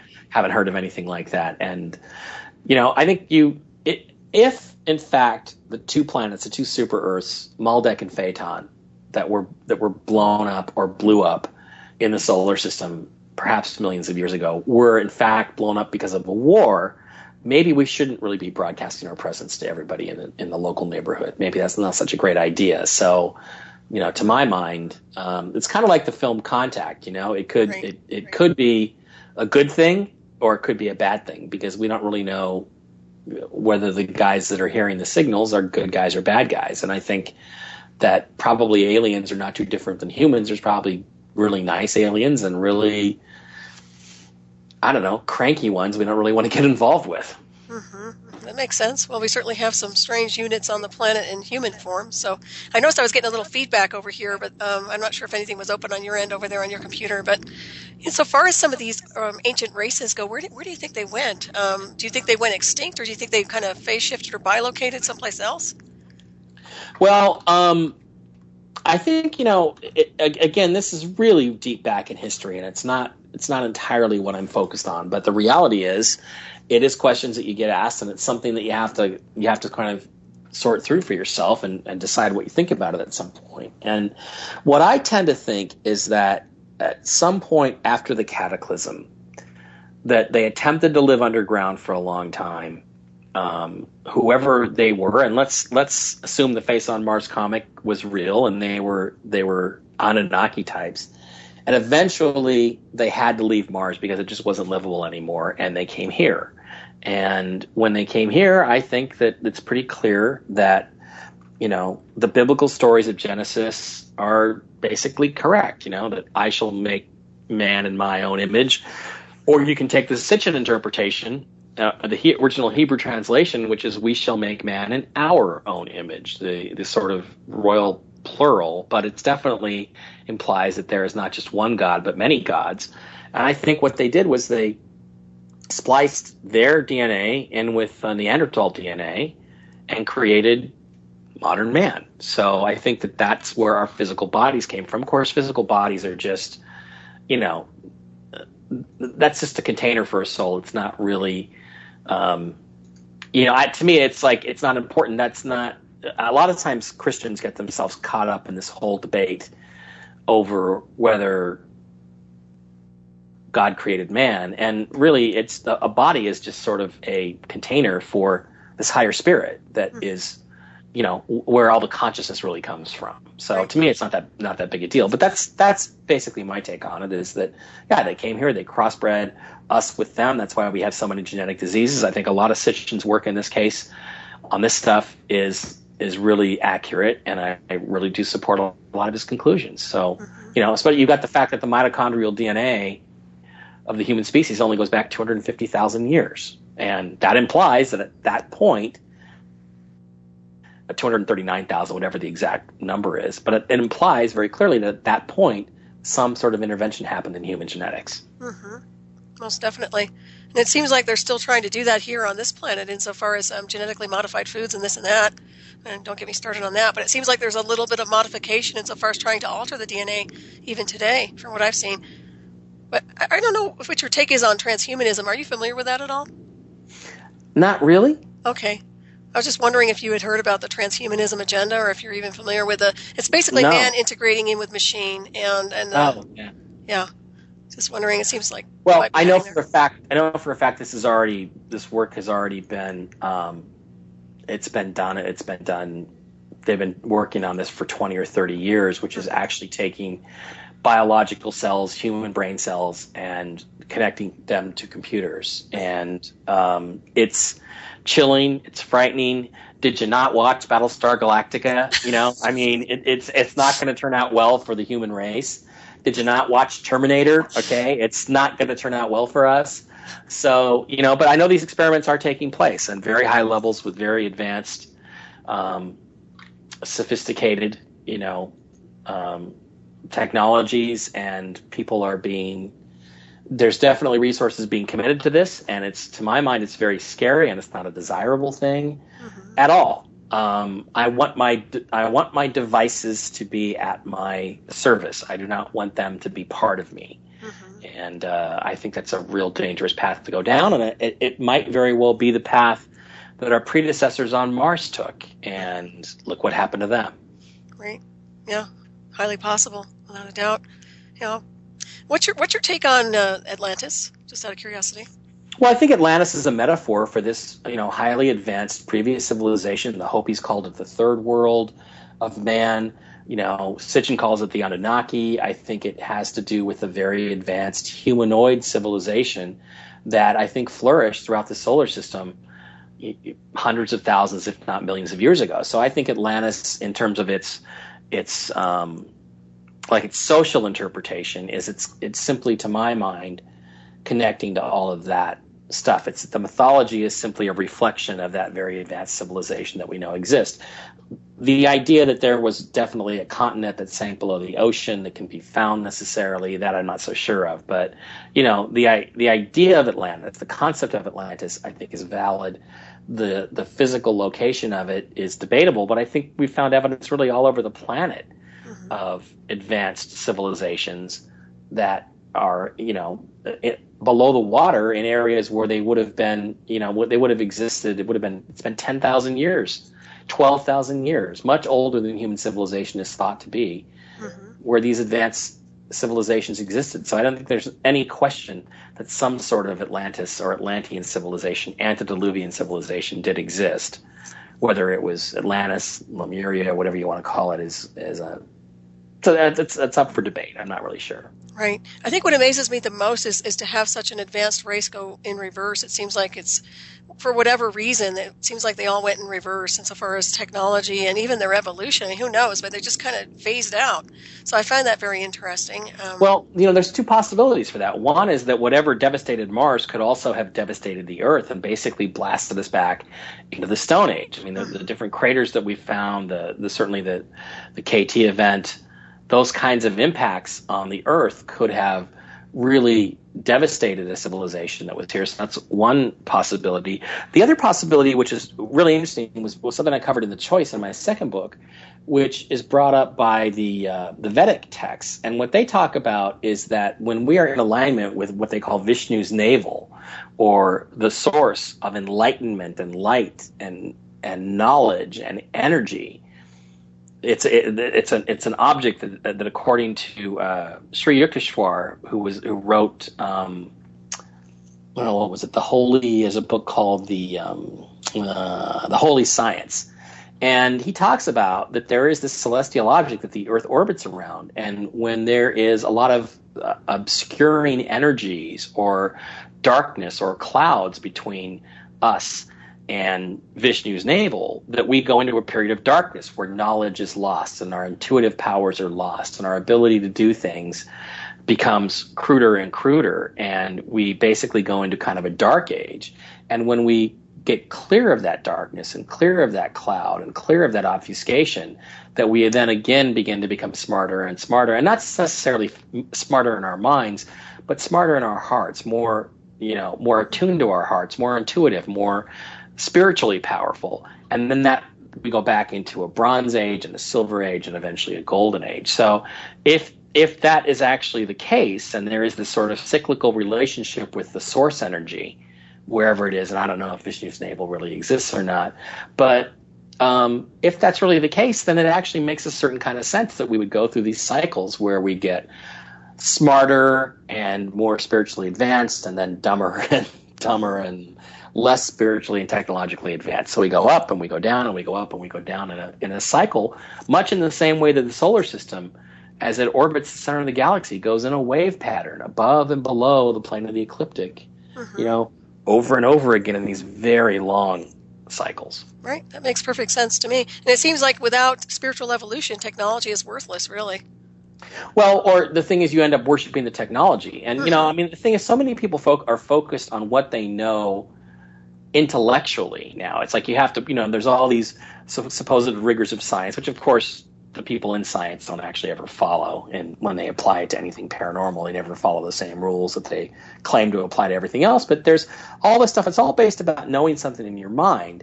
And there was a time thousands of years ago where what we knew in our hearts was just as valid as what we knew in our minds. And I think our intuitive powers were just as well respected. Mm-hmm. That has been lost, and it's possible it's been lost because we're in a period where our intuitive powers are less significant, less powerful, less tuned up, and we just don't take them as seriously as we used to. So we've gone into sort of an intellectual dead end is what we've really kind of reached. And now we have to reach back to that spiritual aspect of ourselves for enlightenment. I don't think you can have enlightenment without both. You have to have the knowledge that you can put your fingers on and measure and know in your mind, and that knowledge has to be matched up with the knowledge that you know in your heart as well. And that's something I think that we've lost. And, I agree. Science, when you get to the fringe of science, when you get to the end of the Big Bang Theory and all this stuff that the physicists talk about, ultimately you realize it's no different than philosophy. In fact, a lot of it just is philosophy, because there are so many things in science, in cosmology, that are actually just taken on faith. They're not things that are really proved. They're things that they tell you are proved, but they're not really proven. So, yeah, that's so true. That's the direction we're ultimately headed. Mm-hmm. And it also seems like there's a lot of interference being run. I mean, everybody's conditioned for their little devices and cell phones and everything else, which is great on some level, but at the same time, there's kind of like a disconnect between spirituality and their own sensitivity and then the man-made technology, from what I've seen. Yeah, the way to connect with people now is through social networks on the internet, and you don't have as much of a connection to the people you live right around or that are necessarily part of your community, and that's an interesting change in our culture, and it's a good thing in some ways, but it's a bad thing in other ways. There's no question about it. Yeah, I see that too. And so far as Mars goes, as it stands right now, would you say it's well, obviously we could terraform it, right? Or is it able to sustain some kind of life now as it is? Well, in 1976, the Viking landers were sent to Mars. There was 2 of them, and they were designed to test for life, and they both came back in an experiment called the labeled release experiment. They both came back positive for microbial life. There were several other experiments, I think 3 other experiments that were also on each of the 2 landers, and they did not register the things that they were looking for to register actual proof of microbial life. But it now turns out, 20 or 30 years down the road, that it turns out that those instruments did not have the sensitivity required to have actually detected life had it existed. Only the label release experiment was sensitive enough, and it did detect microbial life. So I think there's no question in my mind that bacteria, microbes do exist right now on the surface of Mars. And yeah, you're absolutely right. We could terraform Mars. In fact, I think we should start the project immediately. I think we should be sending, plants, simple plants and lichens to the planet. And basically what you would do is just bombard the planet with these plants that would feed off the carbon dioxide, which is what so much of the atmosphere is, and give off oxygen. And over time, you would rebuild the atmosphere to the point that you would have a livable, breathable atmosphere. Mars would still be kind of cold, but it would be habitable. And, I think that that's something that we should definitely look into doing. I think it's a worthwhile project. And certainly there's nothing on Mars right now that's advanced enough that we have to really be too concerned about. Nothing detectable, right? Yeah, really. It's like there's not really much there. So good, until the robots come back. Well, until the robots come out, yeah. That's the problem. But I mean, what I'm saying is there's no apparent life forms that would be harmed by a change in the climate. And in actuality, nature is very adaptable, and I see no reason why they couldn't adapt to the new environment. And, I think for the sake of our own survival, long term, that it's a worthwhile project for humankind to start trying to terraform the planet. And I think we should be starting to send truckloads of plants to Mars today. If I was president, that's one of the things we'd be spending some money on right now. Right. We'd probably generate a few more jobs than some of the things we've been trying lately. Yeah, no kidding. We need to nominate you then, get you in there. That's not going to happen. That's very true. What's your take on the Earth itself? I mean, I think we're in bad shape insofar as the planet itself goes. What's your impression of what's happening with this world? No, I don't agree with that. I'm very optimistic, and look, everything that the environmentalists have claimed in my lifetime has turned out to be false. Back in the 1970s, we were headed into an ice age because things were very cold. Then we started warming up, and then it was global warming. Then there was ozone depletion. Remember ozone depletion? People were going to be dying of cancer by now. They didn't die of cancer.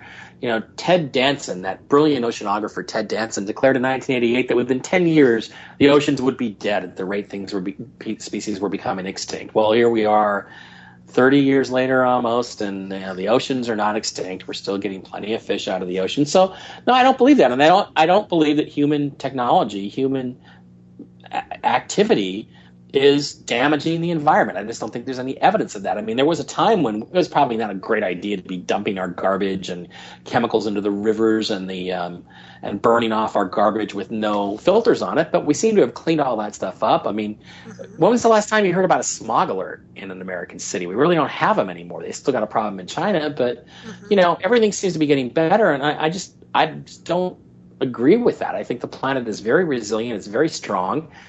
We're doing a lot more to make things easier on her. And as far as I'm concerned, I think the future is very, very bright. And I think the planet can sustain a much higher population than it has right now. Although I certainly would like to see the growth slow down a little bit. But, I mean, I'm not a pessimist. I'm very optimistic. And I think our ability to come up with new solutions to any problems that we might have is pretty much unlimited. We're very bright, and we seem to do things, and more importantly than that, in the end, we always seem to do the right thing. So I'm an optimist about. Good. That's good news, because I hear a lot of the opposite.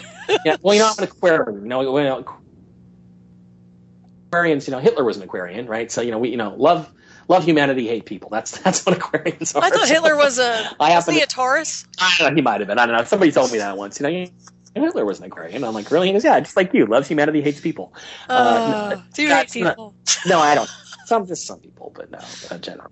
No, but I really do believe that we're conquering most of these problems, and it turns out there's really no such thing as global warming. We've been cooling now for 15 years, and it's all connected to sun cycles. And gee, what a shock! The big thing, the big glowing orb out there that provides all the heat. The more energy it puts out, the hotter things get, and the less energy it puts out, the cooler things get. Mm-hmm. Geez, who would have thought that? And so, is there really a need for carbon taxes and all this other stuff? Well, no, there isn't, because carbon dioxide content of the atmosphere keeps going up, but the planet keeps getting cooler, which is exactly the opposite of what the so-called climate models show us. And I think that proves to us that they're politically motivated. They're not. Most of these climate models are politically motivated. I think that the whole global warming scam was a great cash cow for the science industry in general, and I'd like to see us move on from that and take a more realistic approach to our real problems, which is how to get everybody fed and how to get everybody clothed, and that's more important to me than whether or not a few caribou might not like a pipeline that we build. And in fact, usually the caribou end up loving the pipeline. They end up hanging around it because it's warmer. It's been our previous. No, it's really true. It's really true. I mean, I don't mean to trash on your beliefs, because you may believe those things, but I think that what we found is that a lot of the pipelines that they were claiming it was going to kill the caribou and stuff, but it's like the caribou love the damn things because it keeps them warm in the wintertime. Nice. So so they found them like huddled around these different things. So it's just we've just got to be smart about the way we do things. And in back in the 60s, we were pretty dumb about things. We didn't care about stuff, and should we be dumping raw sewage into the rivers? Probably not a real good idea. No. And what's your take on chemtrails? Interesting. I can't tell you really this, but go ahead. For the show that I'm doing, that Uncovering Aliens, we actually interviewed a weather guy for an episode, and he said, "Hey, I can totally prove chemtrails are false." But my impression of contrails, what I always thought that I knew about contrails, was that they extended behind an aircraft for maybe a few thousand feet at most, and then they would slowly evaporate. And he was adamant that that's not the case. But that's always what I thought. And quite frankly, as a kid, I never remember seeing horizon to horizon contrails from aircraft. You'd see a plane come, there'd be a contrail behind it, it would evaporate, at some point, and it was all just displaced moisture. Now you see these things, and they're literally horizon to horizon. They turn sunny days into cloudy days, and it definitely appears to be some sort of seeding project. Although, again, I would have to sit down with this weather guy and really listen to his take on it. But I just, I've seen them myself, and I'm like, well, it doesn't look natural to me at all. It may turn out that they are natural, but at this point, I just didn't think that they were necessarily natural. And the other thing is, I just, I don't remember ever seeing these kinds of things when I was a kid, but maybe I wasn't looking for them. So I think it's kind of up in the air. But the thing to me that's really the killer is that if you look at the paper that Edward Teller wrote about how you could cloud seed the upper atmosphere using commercial jetliners, and if you did that, you could reflect back about 1% of the sun's energy and thereby cool the planet. Well, that paper was published in, I think, 1997. Basically, it was an outline for the chemtrail project, and then that's exactly when all these chemtrail reports started coming out. So, to my mind, it's like, wow, as a conspiracy theorist, I have to say that's a little bit too much of a coincidence for my taste. Yeah, and honestly, I don't remember seeing those when I was growing up either, to be honest. I mean, I just don't remember them being like that. I do have a question for you from Joe Tones. He's asking if you wouldn't mind, he's asking me if I wouldn't mind asking you, how the water got to Earth or formed on Earth, and does he think it came from another body like an asteroid, meteorite, or a possible collision with another planetary body? Well, I don't know. That's one of the theories, that the water came from another planetary body that hit the Earth, or a comet hit the Earth and drenched us all in water. I do not honestly know how the water got here. There's water on Neptune. There's water on Earth. I think there was once water on Mars. That's pretty well proven. It's just entirely possible that water is kind of an abundant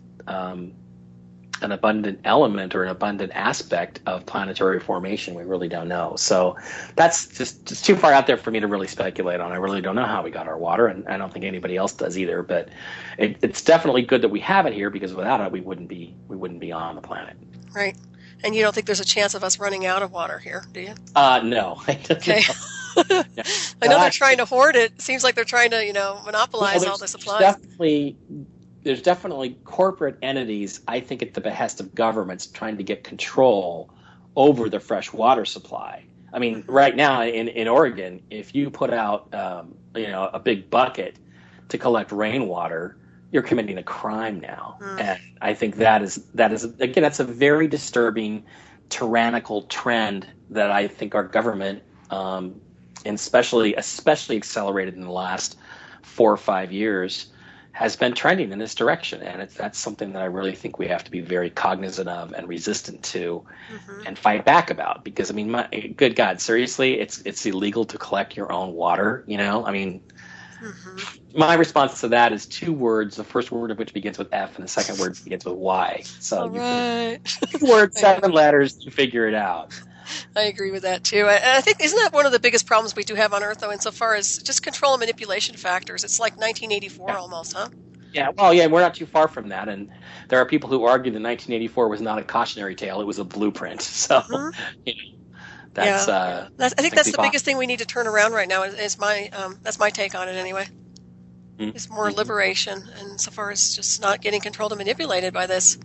Yeah, I agree with you. And when stupid laws like that are passed, then we need to get together and vote people out of office and reverse those laws, or have, it astonishes me that you can pass initiatives and then some judge thinks that he has the authority to come and overturn it. Now, whatever you might think of, let's say, gay marriage, there was a proposition in California, Proposition 8, that where the voters of California voted to amend their constitution to exclude gay marriage.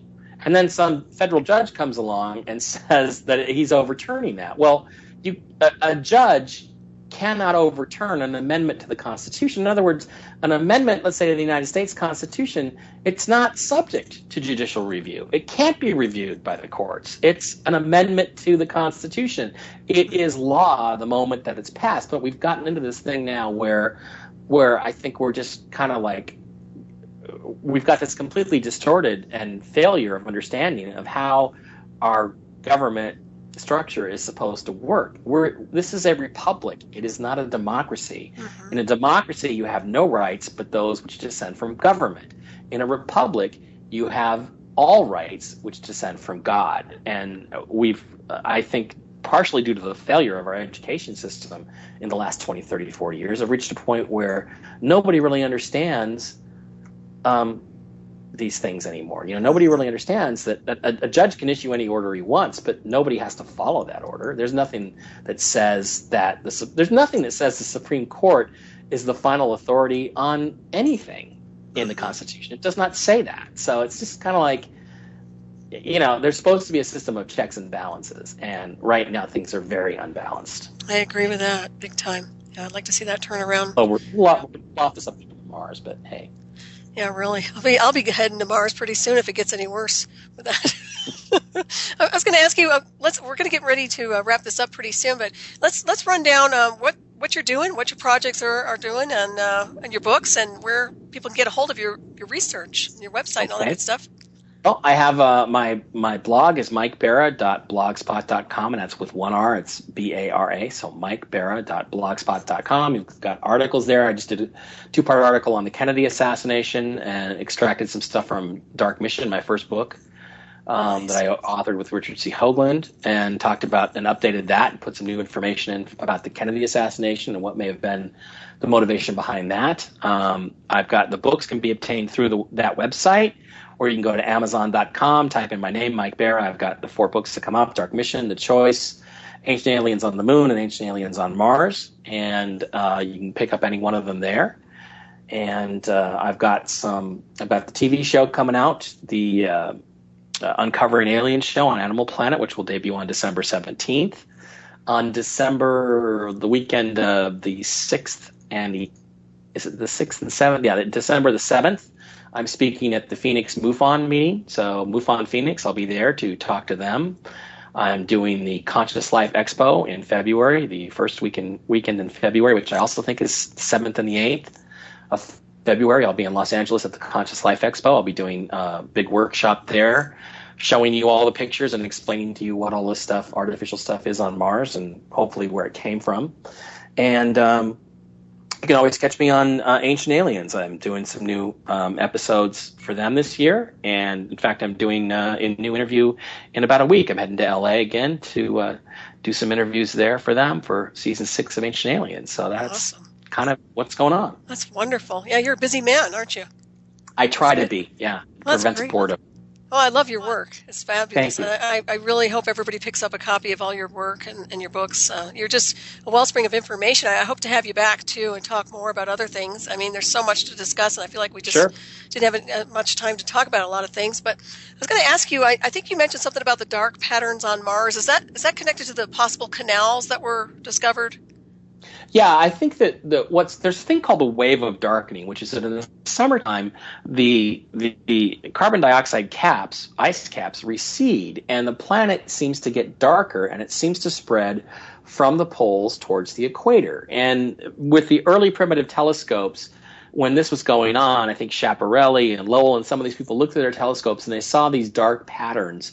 And this is where the idea of the canals came from. But what I think is really happening, and I cover this in Ancient Aliens on Mars, is that you've got plant life, simple primitive plant life like lichens that grow on moss that grows on rocks here on Earth, that come to life when the planet warms up, some moisture is released into the atmosphere, and the planet just a little bit comes back to life. And that's what this wave of darkening is. And in fact, I've got pictures in the book that show seasonal changes on rocks at the Viking 1 landing site. There's these rocks that have these blue-green patches on them, and they get very dark and very much bigger and prominent in the summer, and then they recede in the winter, and then they come back in the next summer, and they recede in the winter. Mm-hmm. So there's no question in my mind that there is simple primitive plant life on Mars. I just think we got to help them out and put some more on there and get the planet, brought back to life on a permanent basis. I think it would be a great project for the human race to engage itself in. Mm-hmm. Yeah, that's really, really interesting, for sure. And so far as the NASA whole moon landing scene, I mean, a lot of people, it's did we land? Did we not land? What's your take on that? Was it partially a hoax and partial landing? No, there are people that say that Stanley Kubrick filmed the whole thing in a studio in Area 51 or filmed some of it, but that's crackpot nonsense crap. That's they're not understanding the photography in a vacuum, photography in the lunar environment.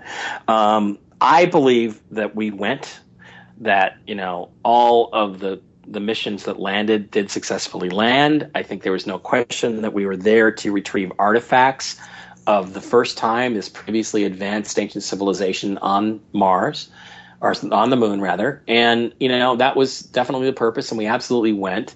And to me, the best argument is, if we're going to fake it, why would you fake it 9 times? We went to the moon 9 times. We landed 6 times. We put 12 astronauts on the surface of the moon. Why would you fake it that many times? There's really no point in doing it. So, to my mind, no, none of those things add up. And I did cover that in Ancient Aliens on the Moon.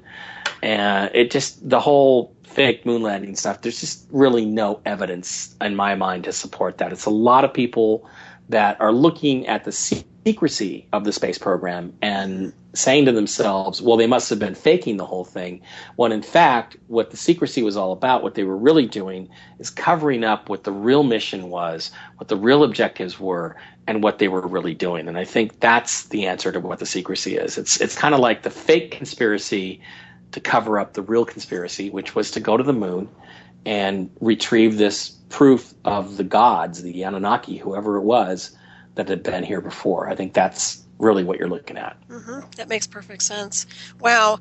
It's been incredible to have you on tonight, Mike. I'm so appreciative, and I know the audience is appreciative of having you on too. So thank you very much for being here tonight, and we're getting ready to wrap this up. But I hope to have you back in the future for sure. So please stay in touch with me and let me know when your next book comes out. We will do that for sure, Solaris, and I Yeah. really appreciate it. Oh, yeah, it's awesome. And just want to thank everybody again for tuning in tonight, and everybody at Revolution Radio chat room. A lot of good questions, so thanks for texting those in, listeners and producers. And stay tuned for Shiny Side Out with David Dunger and Mecky coming up next, of course, to sail you into the night from Down Under. And next week, be sure to tune in. My special guest will be Robin Andrews, and she'll be discussing alien contactees. So that will be something else that we will be covering. So anyways, we have just a few minutes left. Is there anything in particular you want to mention, Mike? Is he there? Yeah, I'm here. No, there's nothing really extra. I had muted you out. No, nothing really new. Nothing beyond that. Just that, you can pick up my books in the bookstores. You can find them at Amazon.com. And I would appreciate everybody going out and getting a copy because I would really like to buy a Porsche. So look, I do live in. We not live in a material universe. We may be spiritual beings, but we all live in a material universe. And let's face it, it's more fun to live in a material universe with precision German engineering. So yes, it's nice to have toys, isn't it? It is. That's really not what I'm going to do. Well, it might be what I do with the money, but no, I think that we all have to just stay awake and alert and keep feeding your brains with this information because the truth, the reality of this existence is a lot different than what you hear on the news and see on TV. It's a very different universe that we live in, and it's full of mystery and intrigue. And contrary to what the scientists, the scientific materialists will tell you, we know almost nothing about it. We know almost nothing about cosmology. We know very little about human evolution.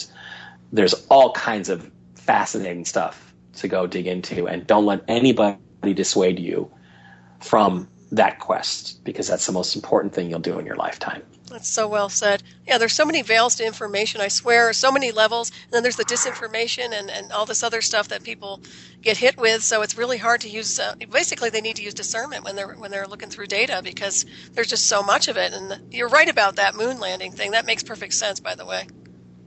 Yeah, well, thank you. I thought it out pretty well. Because I get hit with so much information, and I swear it's just after a while you just want to take a step back and just look at it from a different perspective and a parallax view. But that makes perfect sense. I was going to ask you real quick before we lose some time here. Did you ever read Velikovsky's Worlds in Collision? I have not read Worlds in Collision. I do know a lot about it. I know a lot about Velikovsky. I've always wanted to include Velikovsky in a book that I've written, but I've never found the right place to stick him. So I think that's coming in a future book. I have a whole 5,000 words about Velikovsky that I'm going to put into a book at some point. Okay, excellent. Well, thank you very much, Michael. Everybody have a great weekend, and I'll see you next week.